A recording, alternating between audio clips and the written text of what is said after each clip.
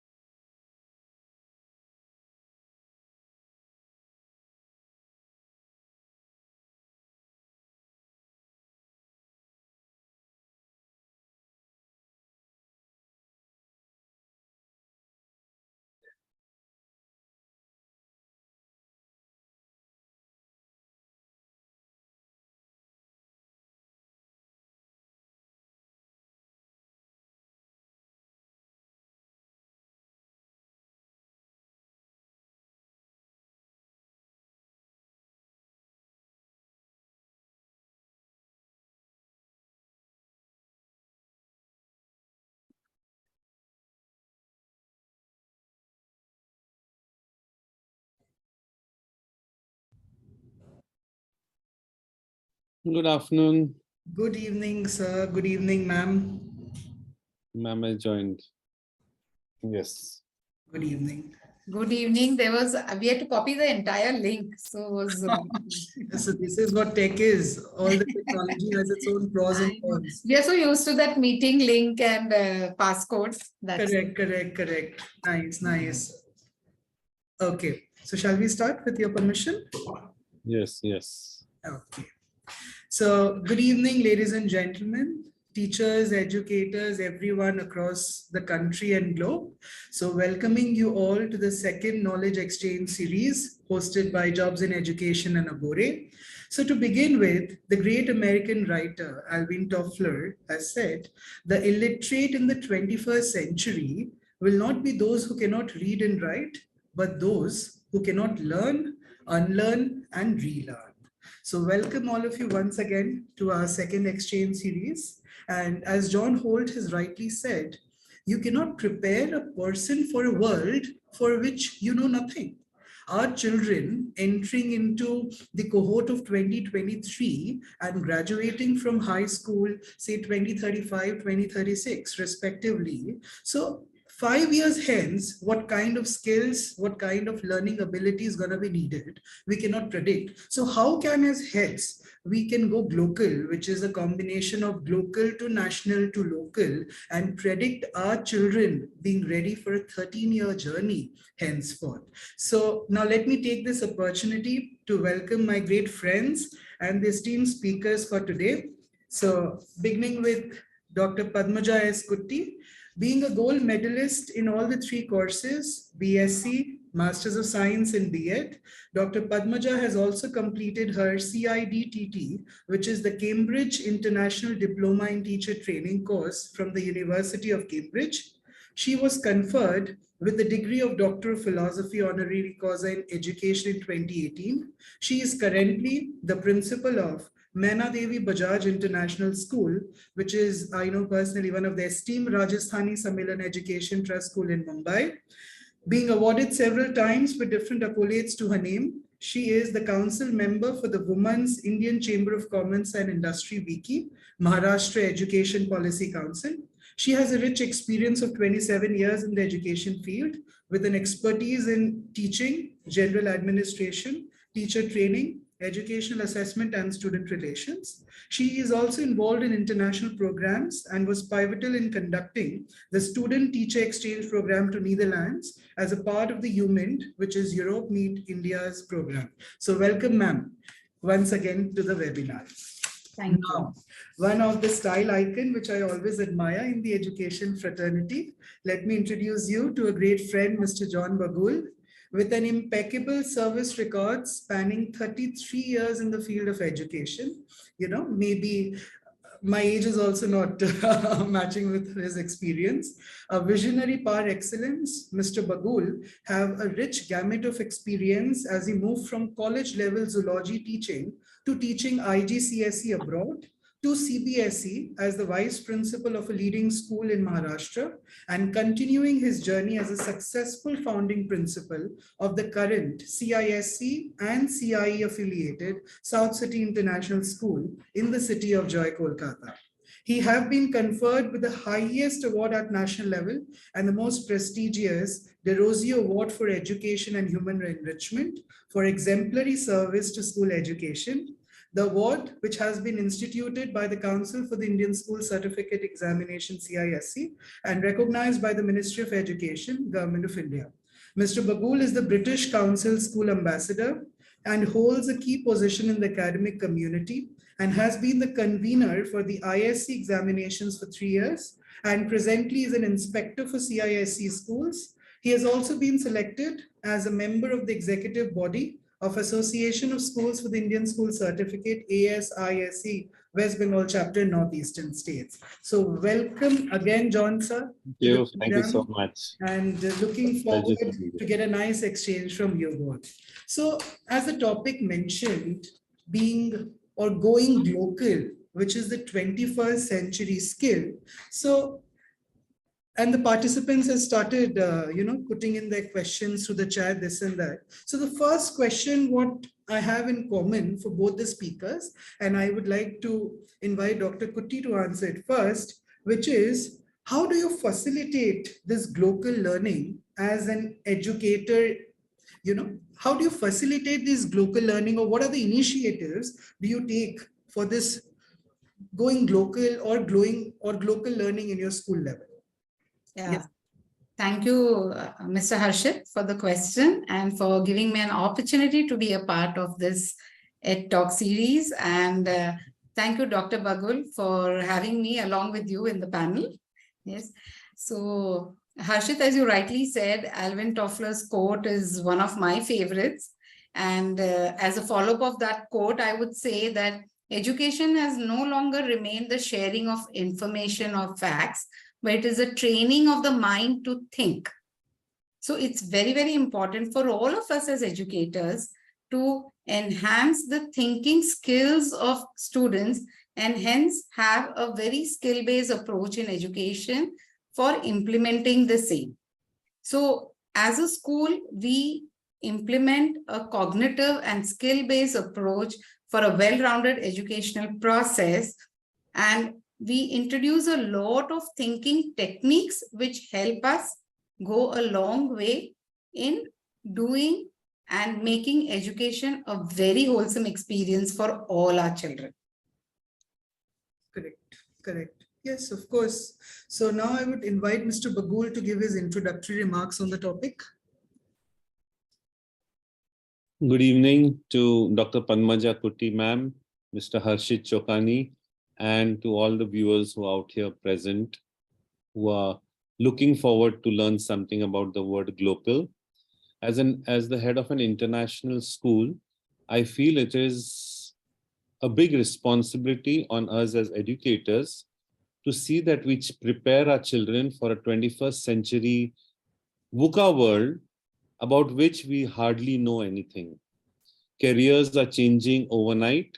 Many new job opportunities are being represented, and our educators and facilitators, the teachers, have to keep themselves abreast with the changes that are happening due to technology. We speak about AI and robotics, and hence I feel it's very important that as the head of the school, I need to get my teachers on the same platform as the children. And that is why we have a lot of teacher training programs within the school to see that our teachers are able to keep pace with the knowledge of the children on a daily learning basis. True. True. So when we are saying for the teacher's development or, the student's development, what do you think, who should learn first? Shall the student learn first or the teacher learn first? Just say it's like the question, it's like, has the egg come to earth first or is it the hen? So shall the student be the first learner or the teacher shall be the first learner, sir? So any input? Well, if you ask me, I feel obviously it's all stage specific.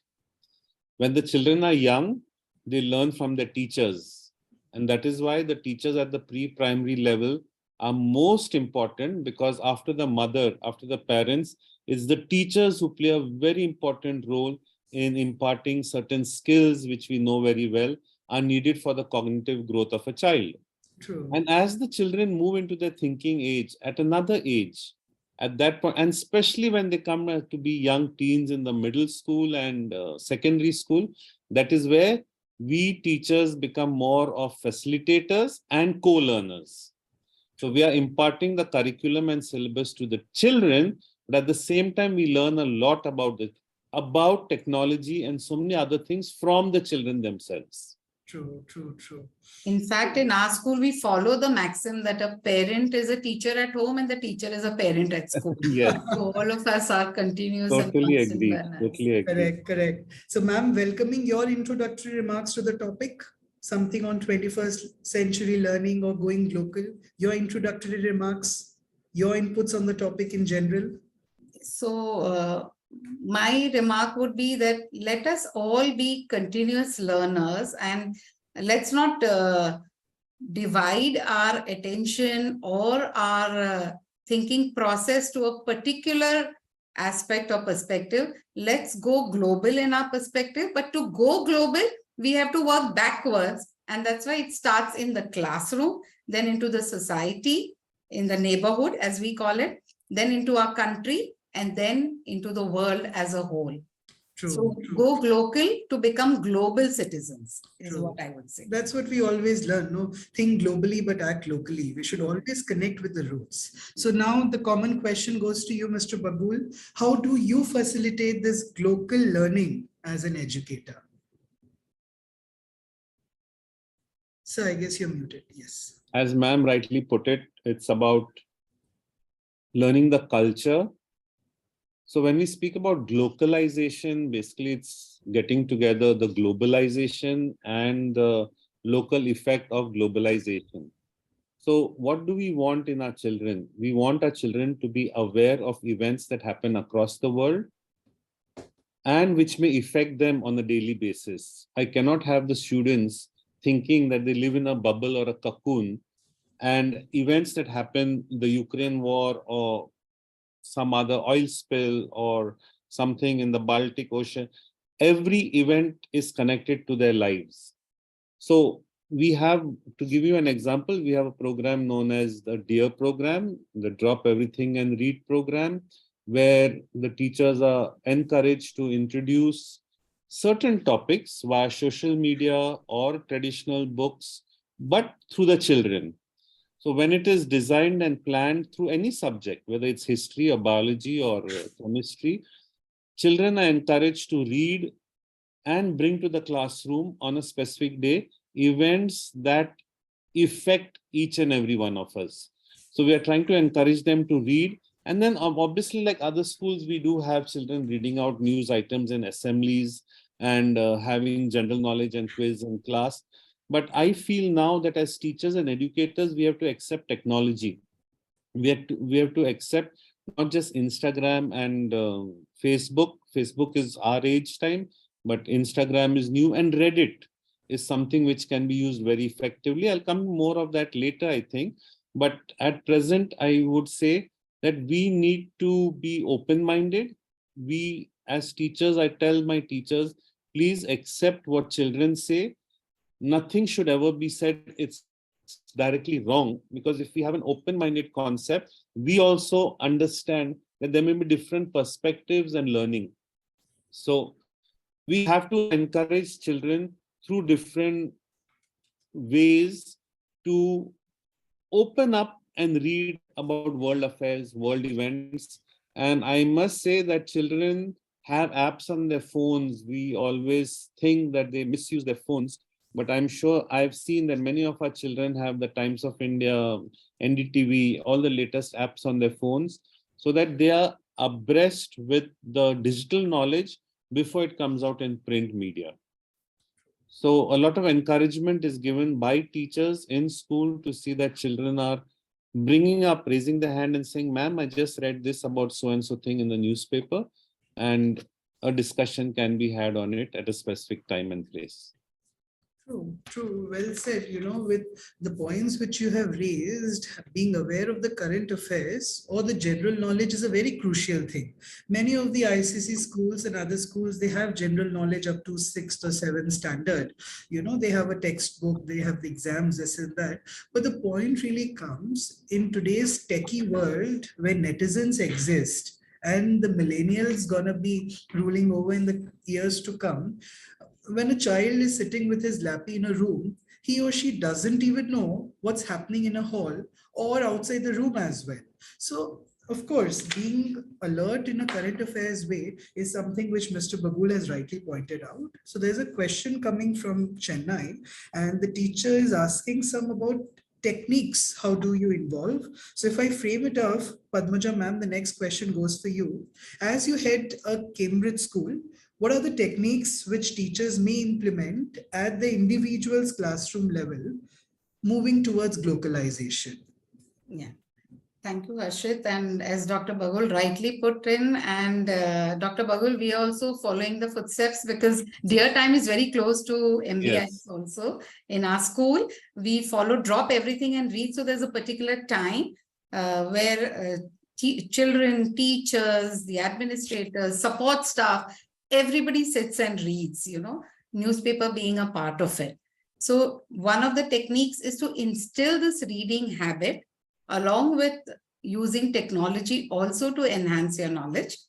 And we also follow a program called NIAN Time, NIAN, which is news in a nutshell. So this idea cropped up when we got to understand that children do not use technology constructively to understand the global affairs. And as both of you rightly put, it's so important to integrate global affairs into classroom interactions. So we thought, let's have this as a program for our children where they spend their library time discussing the news of the week or the past 10 days. It involves peer discussions, it involves children presenting themselves and also pointing out their views on how this situation could have impacted their lives and how it is important to keep yourself updated. And so as the Chennai teacher has asked, the one technique that we as teachers should currently know is that we should be abreast with the knowledge of the happenings around us. And like Dr. Bagul rightly said, that as educators, we should be aware of what's happening in and around us to instill that thought into the children, because children come with a plethora of information nowadays. They have access to technology and they come with a lot of knowledge and facts that they can share. And we as teachers should help them to train their minds to think about that perspective very, very constructively. So, Mr. Harshit, what I can, inform the educators out there is that let's adopt and adapt to visible thinking routines, which are called VTRs. Okay. So I'll discuss two of them right now. It can be, one of them can be a hypothetical situation that you create in the classroom, because directly if you tell the children that life is not all about making merry and spending all that you earn, it will not go well with them. So let's create a hypothetical situation that there is this country with a very small population where the parents or the elder generation have earned enough for 7 generations. And so the younger generation has nothing to do but to make merry. So in the process of making merry, what happens is the children, the younger generation are just having fun, eating and spending their time living a sedentary lifestyle. What does this result to? This set their minds to think, and they will automatically come up with the perspective that obviously obesity is going to set in. And when obesity sets in, what happens with this sedentary lifestyle? You invite a lot of diseases. And then the one thing that every person who is ill wishes is that let me become fine soon. Because in our lifetime, we may race and run for materialistic goods, but if your health is not good, you will not enjoy even 1 second of your lifetime. So health is wealth is the perspective that children only will come up with when you put across this hypothetical situation. And the second technique is correlation, because this hypothetical situation, immediately you correlate and tell the children that now correlate it to the lifestyle that you are going through and give us examples of how you can lead a healthy lifestyle. And the entire discussion can then get diverted to eating good food, healthy food, having physical activities, giving importance to playtime, and ensuring that your health is good so that every second of your life you live with joy. So it's not only about training their mind to think, but also instilling values and life skills of exercises and healthy eating habits alongside while you introduce these techniques of hypothetical situation and correlation. And the third technique that I would like to state is what if.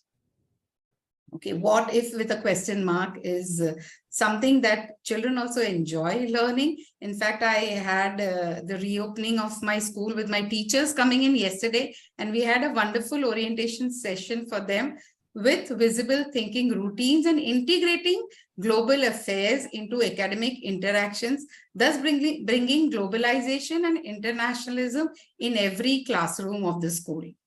So what if can be a situation where you tell the children, how to become environment friendly. Say if that is a value that you want to put in, you can tell the children that what if one child just throws a paper in the classroom and it's not going to matter because the entire classroom is clean, and you will see an array of information coming to you with the children all pouncing on the teacher saying that, no ma'am, how can it be even that one piece of paper is going to create trash in the classroom?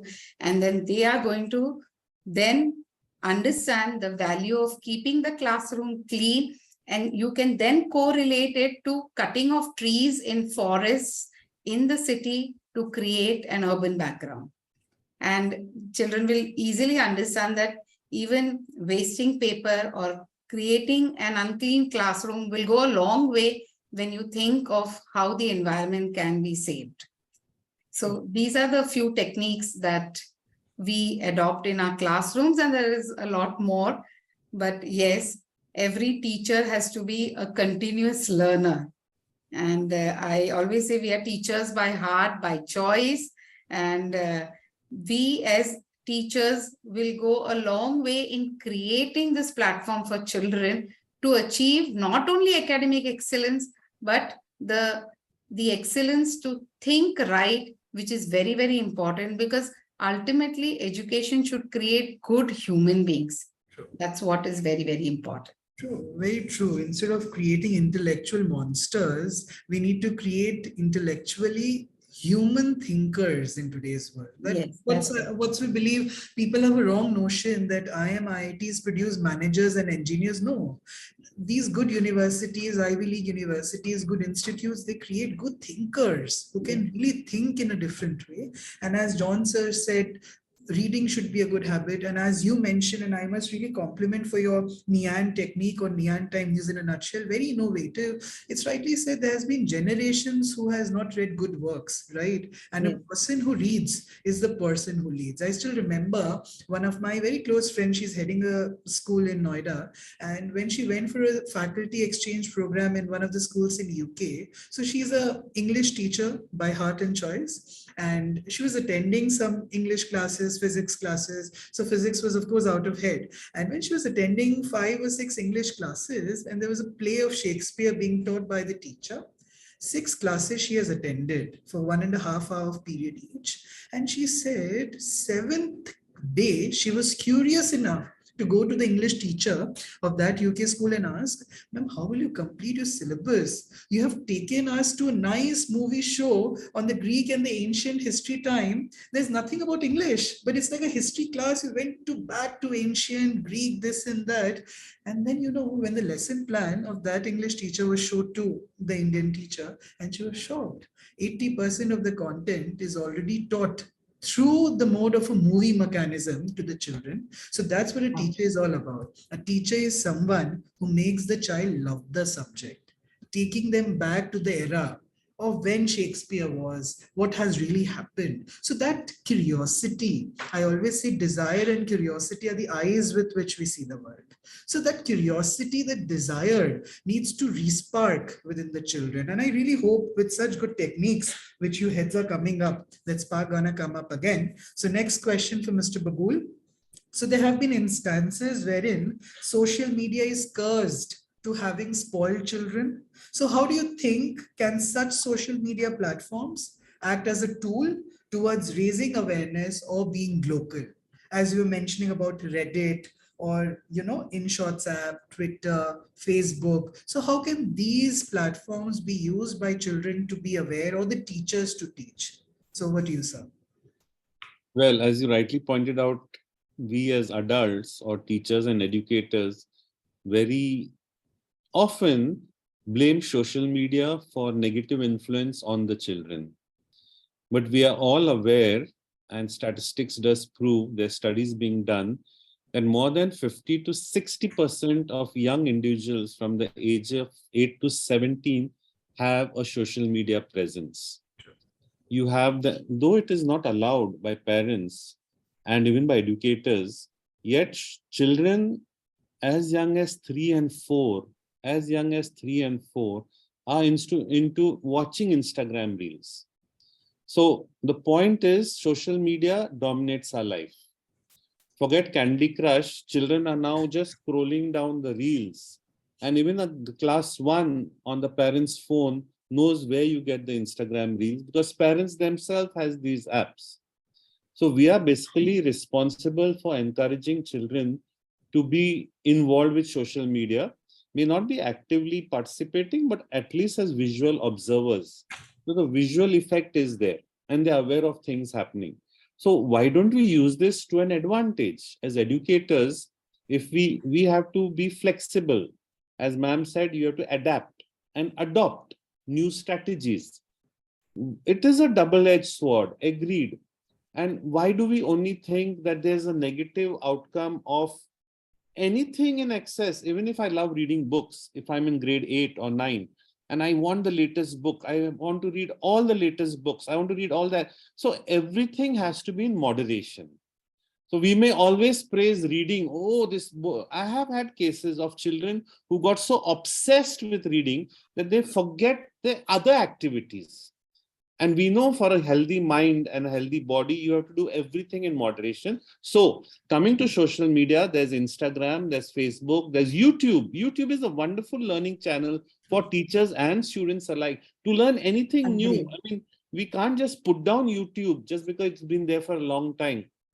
Facebook has so many groups on it. You can create. Our older kids, since it's a IGCSE school to Mahmood agree, we encourage our kids to go out for social activity, do CAS project. So they need to create their own groups, connect. And social media is the best to connect internationally. It cuts across all borders. There are no geographic borders. There's no isolation. It is just that you are getting people from across the world to interact with you on your platform. You can put it out there. You can create hashtags. As a biology teacher myself, I use movies a lot. But ma'am also said she's a biology teacher. So I love the movie Evolution. Yes. I take the pain to have clips of movies being shown, and I encourage them. Look, I'm teaching you molecular biology. This topic is shown as fiction in this movie. This topic is shown as fiction here. And the what if? Okay, when I teach photosynthesis, what if we had chloroplast present within our body? What would happen? So these what if, because if I'm a plant and so this what if questions are used, I think, by most of our educators, because you have to make them go out of their comfort zone. And connecting with social media posts, science fiction, I strongly endorse science fiction. Yes. Because if the mind can go beyond what if this is possible, what if man, then you can push yourself to your boundaries.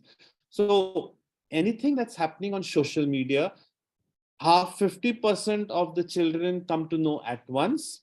The news is fastest on social media, Reddit and hashtags on Twitter. It's the fastest to gain an audience. We as teachers know students need an engagement. You have to constantly engage with them.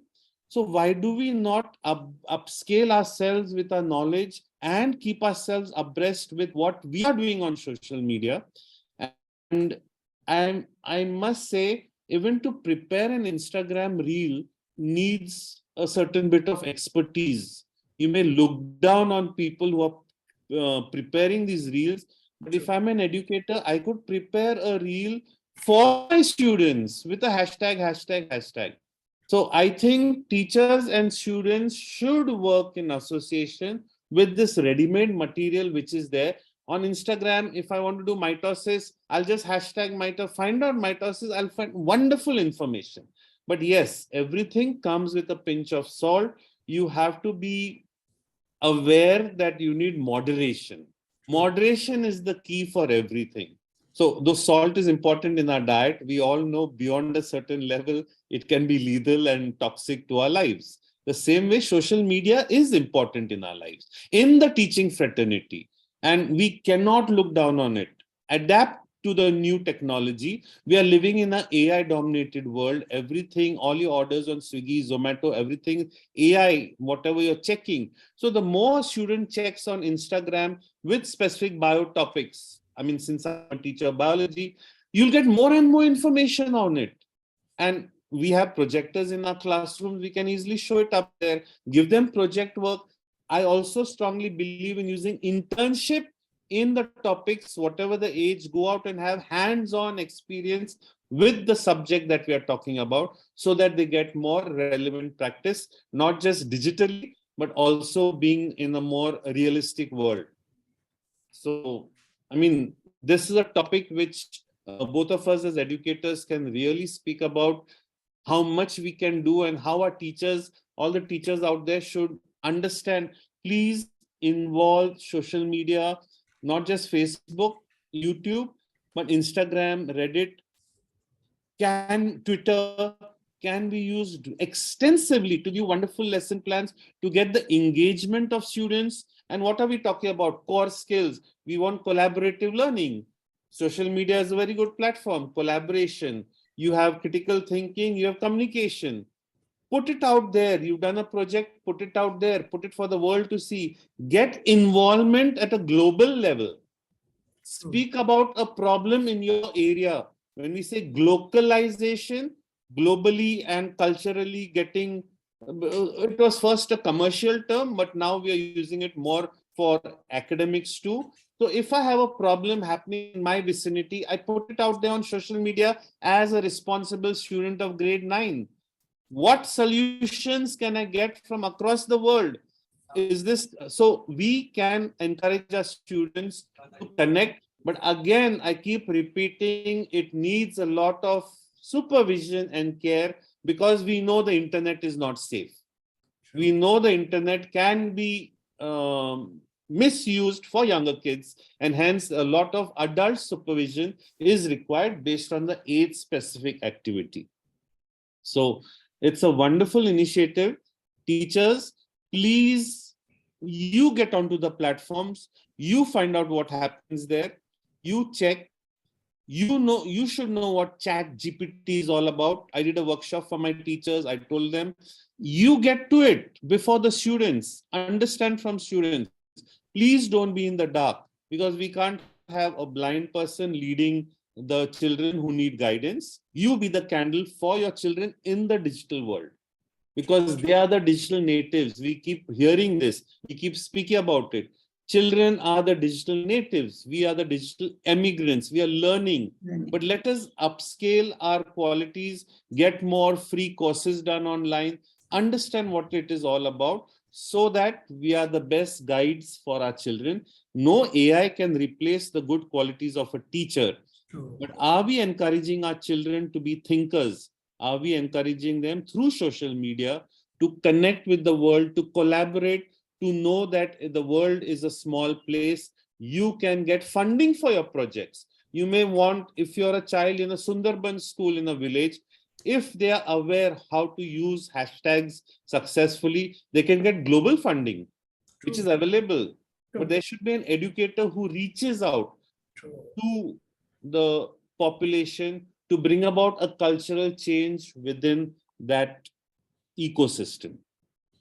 Very well said, Mr. Bagul. Coming to 2 points, what I really liked was, number one was the increasing of the engagement in the teacher-learner thing. So I was fortunate enough to attend the World Symposium on Finance at IIM Visakhapatnam in the month of January. It's a new baby IIM. So I remember Professor Prince Dolia was the chairperson of finance, and coming from a finance background myself, so costing and accounting is such a subject which major commerce students struggle to learn and pass. They just mug up the accounting formulas, this and that, with not much of a clarity.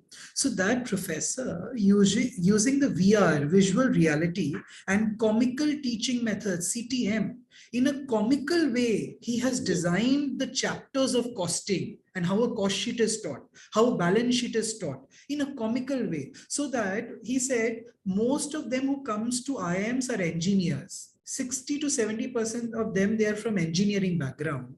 And to teach finance to engineering background is a hell lot of a thing to manage with. So how do we do it? How do I increase that engagement ratio of those technicians? So through the comical drawing, because they had technical drawings in their tech courses, through the comical teaching method, he has wonderfully designed the lessons plan. That is number one. And number two, about global funding, when you're speaking, that's rightly said, in higher education, the major funding is of the RUSA, Rashtriya Uchchatar Shiksha Abhiyan. But at school level also, we have a number of funding coming from various, you speak for World Bank, UNICEF, all countries have a UNICEF representative. It's just how can we make our fellow heads and the people sitting on the admin post aware. Even at a teacher level, you can be aware that if a certain minor project you're taking up, so fundings are available. So yes, and I think that in our future courses of webinar, we should keep one on something known as funding of different things so that people be aware at a teacher level. So thank you, Mr. Bagul, for your inputs. And we have some of the teachers writing to share about your real life experiences. Of course, people have been with 3 decades of experience present in this webinar. So I have one final question from you both, that whatever you guys have experienced from your learning journey till now, maybe 27 years of professional journey or 33 years respectively. So how have you seen the Indian education being changing from the past to the present? And as an education scientist, or as an educator, how do you predict the coming decade or 2 or 3 decades of the future of the Indian education to be? What your heart says, the NEP 2020 coming being, the NCF being implemented, the POXO being coming to play, so many rules, being coming up, this and that, full of rules and regulations. It's a complete, paradigm shift which our system is being witnessed. So shall we be optimistic? Or shall we be concerned about something?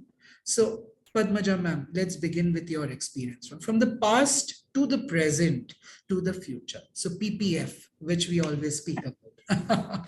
PPF, the reward is always after 15 years. Well put in, and I really align with the thought of Mr. Bagul also. John sir, like you rightly said, it's important to use social media constructively. And I just wanted to add to a point there, and Harshita, I'd come back to the question that relevance is very important for children nowadays. So go out into the class and tell them, okay, watch The Elephant Whisperers and come back and tell us how you felt. So it's an Oscar award-winning film. So it's not only getting current affairs into the classroom, but also invoking a sense of empathy into them. Why I gave this example is, Mr. Harshit, that in the past, whatever the teachers said in the classroom, we just kept on grasping and absorbing information. We were like sponges in the classroom, just taking in information, going home, writing them down and rewriting them back into those answer scripts and trying to get numbers out of whatever we could memorize. The present generation talks of relevance. You tell them anything, they need relevance to it. So if you tell them be empathetic, have a sense of patriotism into you, will not work. You give them examples, it will not work. So what we did is on Republic Day, rather Independence Day, I'm sorry, on 15th of August last year, what we did is, they said that, can we wear orange, white and green and come for the Republic Day, ma'am? I said, yes, but is the Independence Day all about only orange, white and green? Why don't we go out and do something different? So the Ghar Tiranga initiative was just declared.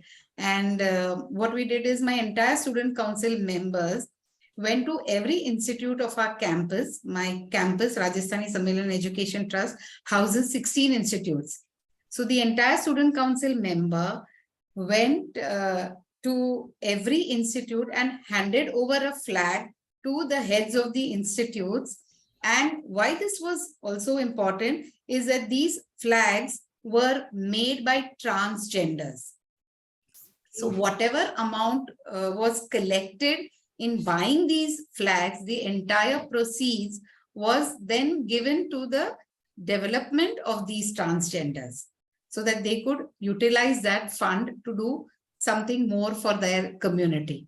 So this was a very holistic experience because it invoked a sense of patriotism that I didn't have to tell the children anything. They were so careful while holding the flag. They were so careful while handing it over. They knew exactly how to fold it. So it was only learning by doing. And they also touched upon their emotional quotient. So currently, what is more important is to touch upon the emotions of the children. It's very, very important because I think ours was a stronger generation. The present generation needs a lot of emotional support. Because I'm sure, John sir, you would agree that they require a lot of handholding as far as emotions are concerned. And, raising their emotional quotient to keep them happy is more important than racing for the academic numbers that they want to achieve in life. Because it is the parents who want them to achieve the numbers, but the children just want to achieve some kind of excellence where they can keep themselves happy also at the same time. They want quality over quantity, and they desire for competence versus competition. They want to improve their own versions. They want to become better versions of themselves rather than competing and comparing themselves with others. As long as they get to live a happy life and their emotional quotient is raised. So if from the past to the present, a lot of evolution has taken place as biology teachers, we would say, from paperwork and only achieving academic excellence to creating emotional human beings who would be compassionate, empathetic, and happy at the same time. Because if you are happy, you will keep your surroundings happy, and that will create a good work culture also when they go out into the society as global citizens. And these individuals then will create a future generation which will then be progressive thinkers, because gone are the days when the mainstreams were the focus of the destination for academic excellence. People want to do design thinking. The careers of the 21st century, as you rightly said in the beginning, are way different from what we would think. They may not even exist now, but we have to prepare our children to be leaders for tomorrow and to take up professions that would be, emerging with a broader perspective. That is what I would, vouch for as an educator. So, just to give it a highlight, like when we, Sir said, we also have workshops for our teachers. And for yesterday's orientation session, we started off saying that, can you name at least, or can you, relate or narrate 5 incidents that have taken place across the world in the past week, or say in the past 10 days that has impacted your life? And believe me, 90% of us could not remember 5 incidents. We could not, even mention. Some said, okay, we remember 2 incidents that have happened. And the highlight of the past week's incident was the rise in the price of tomatoes. So, how the cost of tomatoes has impacted your own life, because it has impacted the budget of your family, and how this can be used as an example to quote about inflation and lead them to higher ranging thought processes. True. So how integration of current affairs into the classroom, global awareness, it's important to inculcate global awareness than general knowledge into the students. And this should be the thought for the present and the future generations. True. Well said, ma'am. Very true. The shift, I can, with your kind permission to add on, I am avid believer in being a researcher myself. So the shift from being to intelligent quotient to, you rightly said, emotional quotient. But what I think the future shall even best is shifting from emotional quotient to spiritual quotient. Yes, I agree. Because that's something you can create hell out of heaven and heaven out of hell through your mind. If a person having 1,000 crores is not peace at heart or mind, what is the use of that 1,000 crores? across. Yes. But the person having peace at heart and mind and having 100 rupees, maybe the growth gonna be slower. It's like slow and steady wins the race, but that person will shoot up. So what I also think as an educator for the future world to move about is focusing on the spiritual quotient as well. There are a lot of works being going on across the globe on, measuring spirituality, spiritual quotient, because it's not just doing havans or yagnas or yogas, it's connecting with your own self. So yes, thank you, ma'am. Now over to you, John, sir, for your experience from the past to the present to the future, which is the PPF. Well, I'm very optimistic. I, I strongly believe that as a nation too, we are forging ahead very well. Education is improving by leaps and bounds. We are a country with a large number of students, many of them who are in the below poverty line. But at the same time, I must say, India is blessed, I think, to have a lot of social outreach programs, a lot of corporate programs and NGOs like Teach for India and Smile Foundation and Responsible Charity, just to name a few. So there are people very concerned who work with children who are living below poverty line. We are representing maybe the top 10 to 20% of schools across the country. We have to take into account, when I speak about education at large, I'm not just speaking about a school like ours that we are representing, but also education for India. And I think the national education policy is a very optimistic view, and the national curriculum framework. You just spoke about the spirituality quotient, which is very well covered in the national curriculum framework. True. Where it is, we are not getting into that. I'm not going to get into details, but I would request every teacher who's out here to please read the national curriculum framework. If you done the national education policy, done and dusted and gone through it, please focus on the national curriculum framework, which throws a lot of light on the emotional well-being, spiritual, correct, not just physical and mental, but you brought up the point about the spirituality. True. And there are 5 areas which we won't get in, but the mind is well taken care of, mind and body, and holistic development of a child. I mean, it's a fascinating document being prepared, and it all depends upon implementation. But as a country which is growing under able leadership of at the center, I think we should look at the glass half full. And our kids who are so well challenging us at every level with the way they have adapted to technology, I think the VUCA world is going to be something not really volatile, uncertain, complex. It's going to be complex and ambiguous, obviously, but the uncertainty is slowly like layers of an onion getting lifted. True. And we as educators, I've done 33 years in education. I feel the future of education lies with the young ones, the young teachers who are just entering the profession. It's a fascinating time for them. We've enjoyed our time as educators. We are enjoying it. But the facilities that are available today, I used to teach in college. I started my career in college with the overhead projector, where I used to spend hours at night preparing biology slides for my overhead projector, OHP. Today's teachers would not even know what's an OHP. For my B.Ed, I had to prepare with my OHP and show the slides, etc. So the teachers today are having a challenging time, a fascinating, exciting journey ahead of them. And any teacher joining today for the next 30 years, I mean, it's fun and games. True. And we are not the has-offs because we've completed a decade, 25 plus years. We are also equally excited to see what lies ahead. And there is certainly light at the end of the tunnel, but implementation is the key. We as heads are sending our teachers for different programs, for different trainings, but how much gets implemented in the classroom.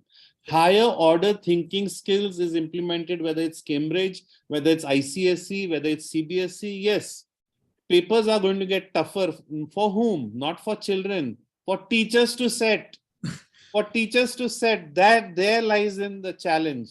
For an IGCSE, of course, setting papers for IGCSE is no easy task, Cambridge papers. But similarly, you can't just say, okay, I have the last 10 years papers, I'll just remove questions and the pattern. So even the council, since we are both, the council also is evolving and adapting to the new challenges in education. I must say education is going to get very, very interesting. And we are very optimistic to all the new challenges that are coming. They are going to be a certain, it's a new journey. So there'll be a lot of hand holding, a lot of things to be looked at. But if you look at a decade from now, when you ask the question to us, or 10, 20 years from now, it's a fascinating journey going to be ahead of us. But changes taking place at light years ahead. True. Well said, sir. You know, your saying always gave such an optimistic spark, which a teacher always does, that in the journey to move ahead, you'll surely fall down. If you're not falling down, there's some fishy thing happening. When there's no problem, then there's definitely a very big problem in life. So beginnings are always tough, of course, but when established, when set, when adapted for, then there's no looking back. So of course, that's what India, or the Bharat, as we say, it's revolving in the new Bharat gonna be. So, and of course, it's a saying that when you rightly mentioned the young teachers coming to the academic world, I see a lot of youngsters like us also entering into the education sector in a different contributing way, be it the EdTech sector or so, because younger generations who's done the MBA, this and that, they can just go into McKinsey, BCG, some MNCs, but people entering into education sector, being youngsters, a positive and optimistic sign too, to change or revolutionize, especially the K-12 segment. I always say 13 years a child spends in a school.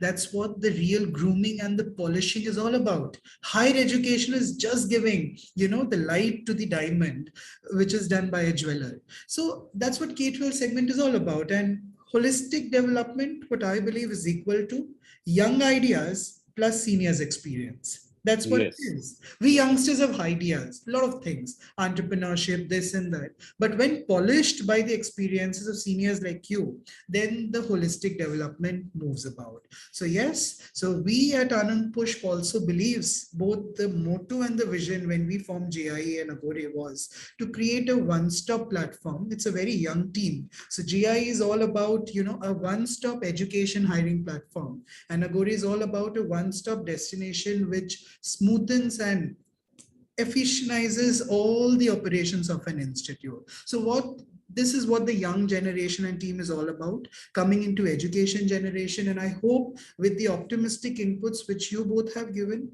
we're going to have more webinars. Every month we have an exchange talk, and truly the concept of thinking globally, reaching nationally, and then implementing it locally is what we as heads should implement to our teachers, which really goes to the children. And as we're lifelong learners, learning goes parallelly between the children and the students. So that's what it's like, learning together between the teacher and student. So once again, thank you, Padmaja ma'am and John sir, for sharing your wisdom with us. And I hope the evolving Bharat gonna be with a blockbuster in this sector in the coming years ahead. So thank you, everyone. Hope to catch up with you all in the next month EdTalk series. Thank you, Johnson and Padmaja. Thank you. Thank you for having us. We really enjoyed this session. Thank you. Thank you.